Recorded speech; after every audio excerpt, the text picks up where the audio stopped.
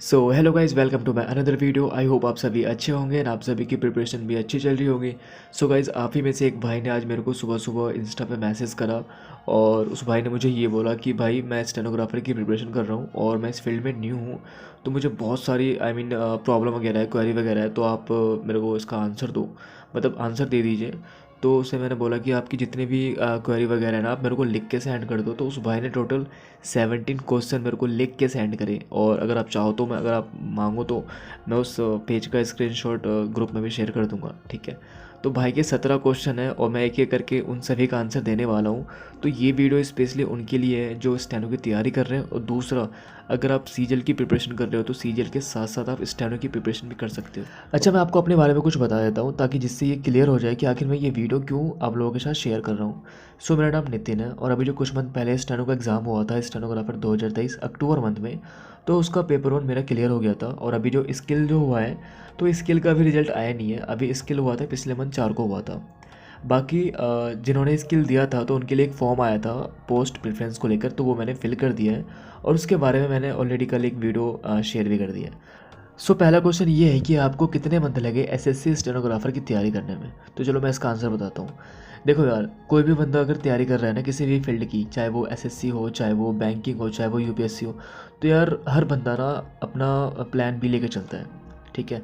अगर कोई बंदा एसएससी की तैयारी कर रहा है, एसएससी में भी अगर उसका गोल है सीजीएल, तो वो कुछ ना कुछ साइड से लेके चलेगा, ताकि अगर ये ना तो ये अगर मैं अपनी बात करूँ तो देखो, मेरा टारगेट तो एक ही है सीजीएल।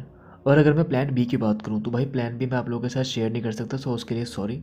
और रही बात स्टेनो की, तो देखो यार, तैयारी मैं सीजीएल की कर रहा था और स्टेनो का मैंने फॉर्म फिल कर दिया, प्रिपरेशन ठीक ठाक थी, तो पेपर वन निकल गया। तो सिंपल सा ये कि आपने पूछा कि कितना टाइम लगा, तो भाई मेरे को प्रिपरेशन करते करते 2 साल तो होने वाले हैं। हाँ, मतलब 1.5 साल से ऊपर हो गया, तो 2 साल मान के चलो, आप 2 साल होने को है। सो क्वेश्चन नंबर 2 ये है कि किस किस बुक से पढ़ना चाहिए, आप बुक के नाम बता दीजिए। तो देखो यार, मैं सबसे पहले इंग्लिश की बात करता हूँ। तो मेरे पास इंग्लिश की टोटल 2 बुक है। वोकेबलरी के लिए मेरे पास ब्लैक बुक है, और दूसरा ये क्या कहते हैं इसको, पिनेकल पीवाईक्यू, वो प्रैक्टिस के लिए है। बाकी मॉक वगैरह कंटिन्यू। अब रही बात ग्रामर की, देखो यार, ग्रामर मैंने पढ़ा है अमन सर से, अमन वशिष्ठ सर हैं, यूट्यूब पे पढ़ाते हैं, तो मैंने उन्हीं से ग्रामर अपना कंप्लीट करा है। और रही बात वोकेबलरी की, तो वो ब्लैक बुक से, और थर्ड प्रैक्टिस के लिए तो वो तो मैं मॉक टेस्ट वगैरह कंटिन्यू, एंड दूसरा पिनेकल पीवाईक्यू। तो इंग्लिश का समझ में आ गया। Next reasoning. देखो, रीजनिंग की मेरे पास कोई बुक नहीं है, ना ही पिनेकल है और ना ही कोई हेल्पिंग बुक, कोई बुक नहीं है। यूट्यूब से मैंने कंप्लीट करा है, सिलेबस कंप्लीट हुआ, उसके बाद अपना कंटिन्यू मॉक। ये सच बात है भाई, कोई झूठ नहीं बोल रहा मैं। सच में मेरे पास रीजनिंग की कोई बुक नहीं है, यकीन मानो। हाँ, जो है बाकी मैं बताऊंगा मेरे पास कौन कौन सी बुक है, कौन कौन सी बुक नहीं है, बट रीजनिंग की मेरे पास कोई बुक नहीं है। और रही बात टीचर की, तो मैंने यूट्यूब पे, देखो सबसे ज़्यादा तो मैंने ये विक्रम जी सर की हेल्प ली है, और एक दो चैप्टर ऐसे थे जो मुझे समझ में नहीं आ रहे थे, तो मैंने पीयूष सर की फिर हेल्प ली है, जो रियल बात है, ठीक है। विक्रम जी सर की मैंने ज़्यादा हेल्प ली है, देन फिर पीयूष सर की भी हेल्प ली है रीजनिंग में। तो ये 2 टीचर की मैंने हेल्प ली है। तो मैं आपको इंग्लिश हो गया और रीजनिंग हो गया। अब थर्ड अपन बात करते हैं ये जीएस। तो आपने खान सर का नाम सुना होगा, तो मैंने मैक्सिमम चीज़ें खान सर से कंप्लीट करी है, और उसके अलावा फिर कुछ में लूसेंट की हेल्प ली है, एंड इसके अलावा फिर एनसीईआरटी की भी हेल्प ली है। तो जीएस का मैंने इधर उधर बहुत हाथ पैर मारा है, तो ये हो गया, ठीक है। एंड इसके अलावा एक सब्जेक्ट और होता है मैथ, लेकिन वो स्टेनो में आता नहीं है, तो मैथ का छोड़ दूँ। सो ठीक है, आपके इस क्वेश्चन का आंसर मिल गया। सो अगला क्वेश्चन है क्वेश्चन नंबर 3, यूट्यूब पर सबसे बेस्ट टीचर कौन कौन है। तो देखो, मैंने आपको ऑलरेडी अभी बता दिया, लेकिन फिर भी हमारे पास कई सारे ऑप्शंस होते हैं। हो सकता है कि आपको अमन सर से पढ़ के समझ में ना आए, तो ऑलरेडी मैंने इंग्लिश को, मतलब इंग्लिश बेस्ट टीचर करके एक वीडियो अपलोड कर रखी है। उस वीडियो का लिंक डिस्क्रिप्शन बॉक्स में दिया हुआ है।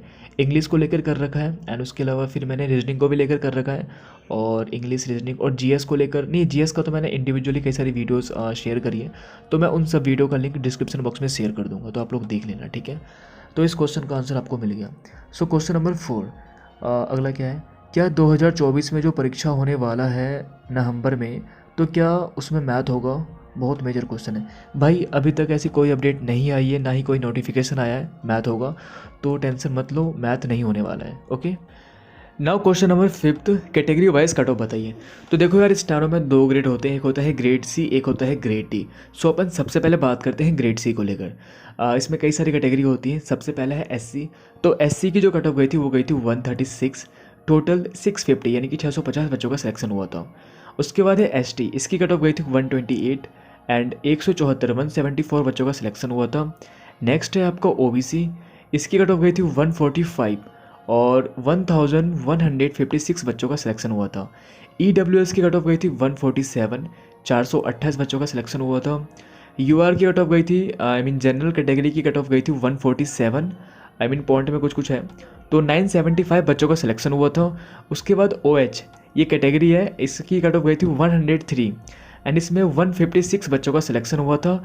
और सबसे लास्ट में VH, इसकी कट ऑफ गई थी 115 एंड टोटल 57 बच्चों का सिलेक्शन हुआ था, यानी कि टोटल 3596 बच्चों का ग्रेड C में सिलेक्शन हुआ है पेपर 1 के लिए। नाउ नेक्स्ट है आपका ग्रेड D। तो देखो सबसे पहले अपन बात करते हैं SC कैटेगरी को लेकर। इसकी कट ऑफ गई थी 109 एंड टोटल 3807 बच्चों का सिलेक्शन हुआ था। नेक्स्ट है आपका ST कैटेगरी, इसकी कट ऑफ गई थी 88 एंड 1887 यानी कि 1887 बच्चों का सिलेक्शन हुआ था। OBC की कट ऑफ गई थी 125, 5939 बच्चों का सिलेक्शन हुआ। EWS की अगर अपन बात करें तो 126 कट ऑफ गई थी एंड 2299 बच्चे जो है प्री क्वालिफाई कर पाए थे। और UR की जो कट ऑफ गई थी वो गई थी 131 एंड इसमें जो बच्चे सिलेक्ट हुए थे 3130 बच्चों का सिलेक्शन हुआ था। पेपर 1 की बात कर रहा हूँ, फिर से याद रखना। ओके, नेक्स्ट कैटेगरी है ESM, इसकी कट ऑफ गई थी 40 एंड 220 बच्चों का सिलेक्शन हुआ यहाँ पर। और OH कैटेगरी की कट ऑफ गई थी 85 और यहाँ पर 385 बच्चे जो है सिलेक्ट हुए थे।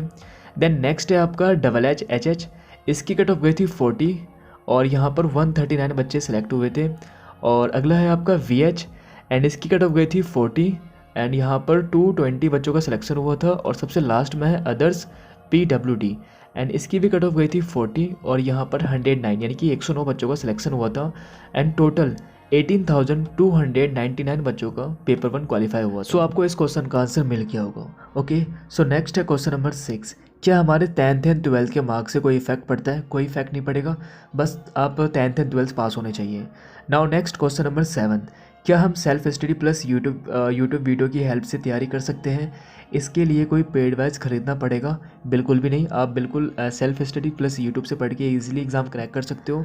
बस हाँ, स्किल के लिए मैं यही बोलूँगा कि आप स्किल जब भी आप स्टार्ट करोगे ना तो ऑफलाइन कोचिंग ज्वाइन कर लेना।